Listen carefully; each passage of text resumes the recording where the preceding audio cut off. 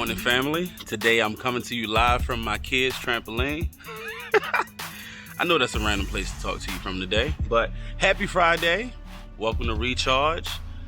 This is the only safe place that I have in my home. So, now it's outside of my home. So today we're going to look at Exodus 2, verses 23 to 25. So let me read them to you. It says, "During those many days the king of Egypt died, and the people of Israel groaned because of their slavery and cried out for help. Their cry for rescue from slavery came up to God, and God heard their groaning, and God remembered his covenant with Abraham, with Isaac, and with Jacob. And God saw the people of Israel, and God knew." The reason why I want to bring this text before you today is because I think a lot of us can wrestle with believing that God is aware of where we are. And when you look at this text, you find the people of Israel, God's chosen people, crying out to God for help, and they cry out to him for rescue, and specifically they cry out to him for rescue from slavery. There's a lot in that for all of us. Some of us need rescue from sin. Some of us need rescue from jobs. Some of us need rescue from family members. Some of us need rescue from sickness.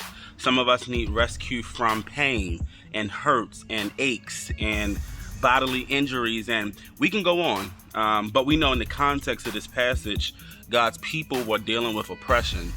And so what I thought was important to point out as we go into another weekend is where we find God in this text. So in this text, we have the people of God crying out, and then we see God heard. That means they didn't just cry out and he ignored them. They cried out and God heard what they said. I think that that's important for us, but that's not all it says. It says God remembered. It says God remembered his covenant with Abraham, with Isaac, and with Jacob. And for those of us who are believers, we know that because of Jesus, we are now a part of what we like to call spiritual Israel. So there's a covenant that God has made with his chosen people that he'll never forget us. He'll always remember us. And how important is it for you to know this morning that, or this afternoon, whenever you're saying this, that God remembers you, not just Abraham, Isaac, and Jacob, because the point of this was not that God just remembers Abraham, Isaac, and Jacob, but that because of his covenant with them, he also remembers everybody else that comes into their line. You guys know because of Romans, we are grafted into the people of Israel. So I'm bringing this before you, but that's not all it says. It says God saw. So God heard, God remembered, God saw. That means God sees us. He sees you. Again, how important is that for you this week? Last thing it says is God knew. One of the hardest things that I think that we have to face is going through a situation, season, circumstance in life, struggling with something that other people cannot understand.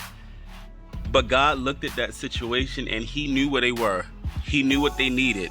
He knew what their thoughts were. He knew the pain that they had experienced. And so I'm not going to be before you long. Ain't that what the pastors be saying?